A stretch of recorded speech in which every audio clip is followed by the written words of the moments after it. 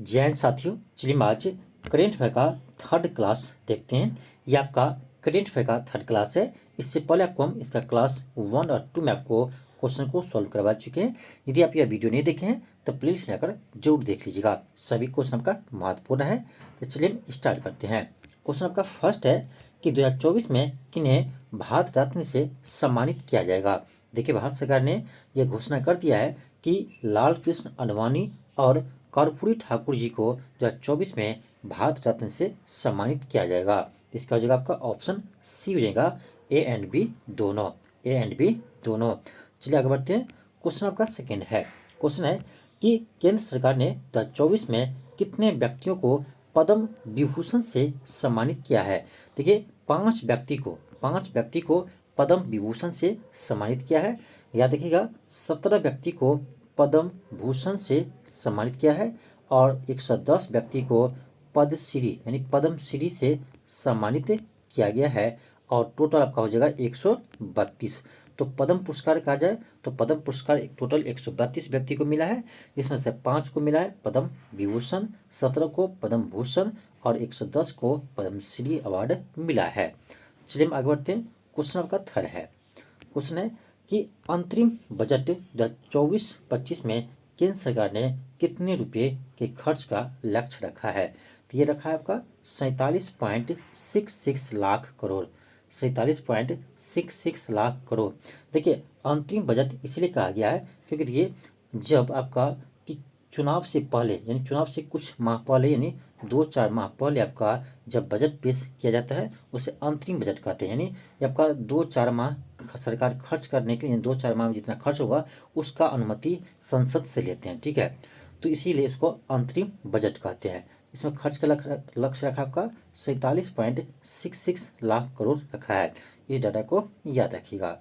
Next आपका question 4 है। Question है अंतरिम बजट 2024-25 में वित्त मंत्री ने राजकोषीय घाटा का लक्ष्य जीडीपी का कितना प्रतिशत रखा है। बहुत ही आपका महत्वपूर्ण प्रश्न है, ठीक है, बहुत ही महत्वपूर्ण प्रश्न है। तो ये रखा है 5.1%, यानी जीडीपी का 5.1% राजकोषीय घाटा का लक्ष्य रखा है। नेक्स्ट उपाय क्वेश्चन 5 है। क्वेश्चन 5 है कि वित्त मंत्री ने अंतरिम बजट भाषण में किस नए रेल कॉरिडोर की घोषणा की है। किस नए रेल कॉरिडोर की घोषणा की है। तो आपका देखिए ऑप्शन ए में है ऊर्जा खनिज सीमेंट कॉरिडोर, ये भी आपका घोषणा किया है। बी है पोर्ट कनेक्टिविटी कॉरिडोर। सी है हाई ट्रैफिक डेंसिटी कॉरिडोर, ठीक है, डेंसिटी कॉरिडोर। तो आपका हो जाएगा ए बी सी, यानी ऑप्शन डी होगा उपयुक्त सभी। नेक्स्ट आपका क्वेश्चन नंबर 6 है। क्वेश्चन कह रहा है अंतरिम बजट 2024-25 में किस पड़ोसी देश के लिए सबसे ज़्यादा सहायता अनुदान देने की प्रावधान है।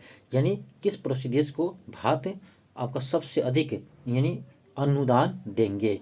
तो भूटान को देंगे। याद रखिएगा, भूटान को सबसे अधिक अनुदान भारत सरकार देंगे।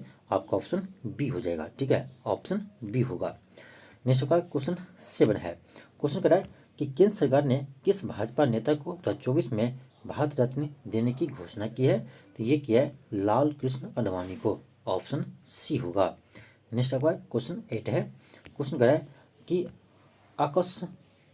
अंक समुद्र पक्षी संरक्षण रिजर्व को वैश्विक रामसमर स्तर सूची में शामिल किया गया है।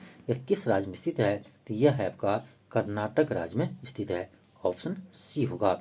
नेक्स्ट आपका क्वेश्चन 9 है। क्वेश्चन कह रहा है मगधी केरे संरक्षण रिजर्व को रामसमर स्तर में शामिल किया है, यह किस राज्य में है। तो ये भी आपका कर्नाटक राज्य में ही स्थित है। नेक्स्ट आपका क्वेश्चन 10 है।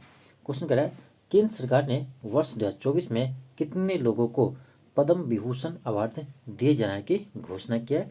सॉरी, आपका ये क्वेश्चन रिपीट हो गया है। तो ये क्या है 5 व्यक्तियों को, ठीक है, ऑप्शन बी हो जाएगा। नेक्स्ट पर क्वेश्चन 11 है। क्वेश्चन कह रहा है कि केंद्र सरकार ने कितने को पद्मश्री अवार्ड 2024 देने की घोषणा की है। तो अभी आपको बताए थे कि 110 व्यक्ति को पद्मश्री अवार्ड देने की घोषणा किया है।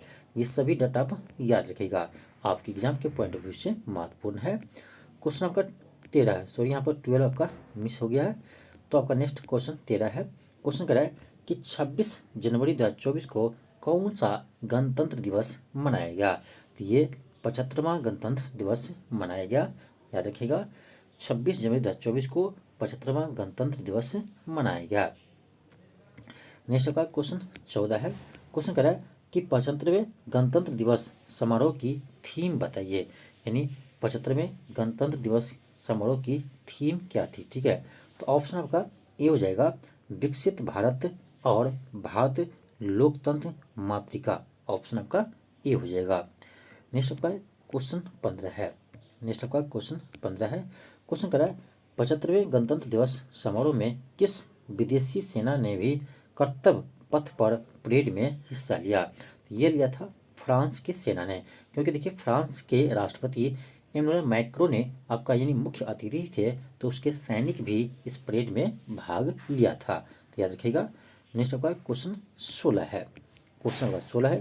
क्वेश्चन कह रहा है एशियाई शूटिंग चैंपियनशिप 2024 में पुरुषों की 25 मीटर स्टैंडर्ड पिस्टल इवेंट में किसने गोल्ड मेडल जीता है।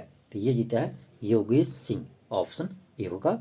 नेक्स्ट आपका क्वेश्चन आपका 17 है।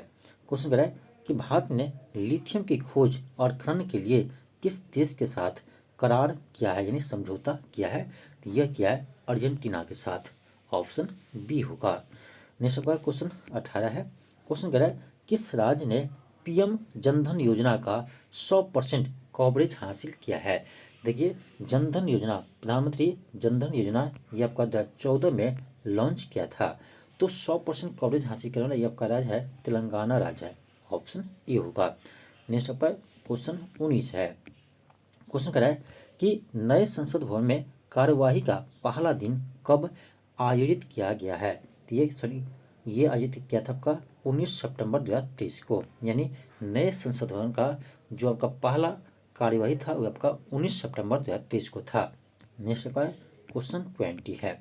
क्वेश्चन कह रहा है कि अगस्त 2023 में WHO द्वारा किस देश को ट्रोकोमा मुक्त घोषित किया है।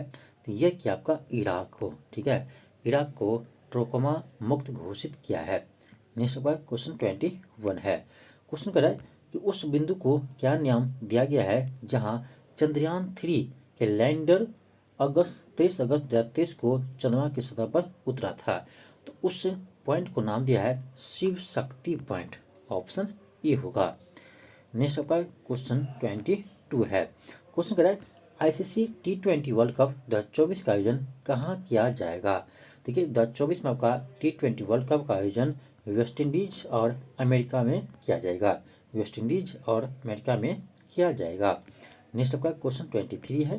क्वेश्चन कह रहा है एशियाई पैरा खेल 2023 में 23 से संबंधित निम्नलिखित कथनों पर विचार कीजिए। कथन 1 है कि इसका आयोजन चीन के हांगझू शहर में किया गया, बिल्कुल सही है। सेकेंड है भारतीय पैरा बैडमिंटन खिलाड़ी प्रमोद भगत ने स्वर्ण पदक जीता, ये भी सही है। थर्ड है भारतीय एथलीट सुमित अंतिल ने भाला फेंक में स्वर्ण पदक जीता, ये भी सही है। ऑप्शन आपका हो जाएगा ऑप्शन थर्ड होगा 1, 2, 3, तीनों कथन आपका सही है। चलिए हम आगे बढ़ते हैं। क्वेश्चन आपका 24 है। क्वेश्चन कह रहा है कि सूर्य के अध्ययन के लिए इसरो द्वारा भेजे जाने वाले भारतीय मिशन का नाम क्या है। तो इसका नाम है आदित्य L1। तो आपको बताना है कि ये आपका आदित्य L1 जो था वह किस रॉकेट से भेजा गया था, किस रॉकेट से लॉन्च किया था आदित्य L1 को, यानी जो आपका सूर्य मिशन था आदित्य L1 यह किस रॉकेट से लॉन्च किया था और किस तारीख को लॉन्च किया था, ये आप लोग कमेंट बॉक्स में जरूर बताएंगे। चलिए हम आगे बढ़ते हैं। क्वेश्चन 25 है और ये आपका आज का लास्ट क्वेश्चन है।